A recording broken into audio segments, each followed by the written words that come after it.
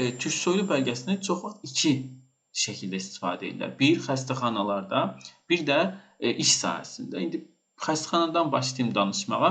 Deməli, xəstəxanada siz müalicə alarkən bir azərbaycanlı olaraq Türkiyəyə gəlib xəstəxanada müalicə alırsınız və qiymətlər sizə əgər bu bəlgəni verməsəz, bir yabancı xəstəyə tətbiq olunan qiymətlər sizə tətbiq olunur.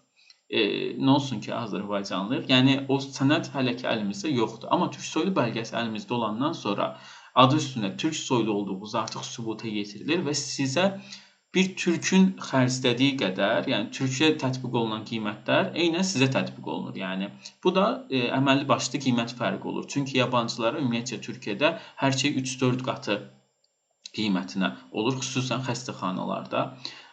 Bunu demək istəyirəm ki, türk soylu bəlgəsi sadəcə və sadəcə dövlət xəstəxanalarında keçərlidir. Hətta bir çox kiçik dövlət xəstəxanaları bu sənəddən ümumiyyətcə xəbərləri yoxdur. Amma böyük xəstəxanalarının o müəyyən birimlərinin bununla bağlı təbii ki, məlumatı var. Yəni siz yaxşı olardı ki, tutaq ki, bir xəstəliklə bağlı müraciət eləməmişdən əvvəl ilk öncə türk soylu bəlgəsini əldə eləməyiniz daha yaxşı olardı.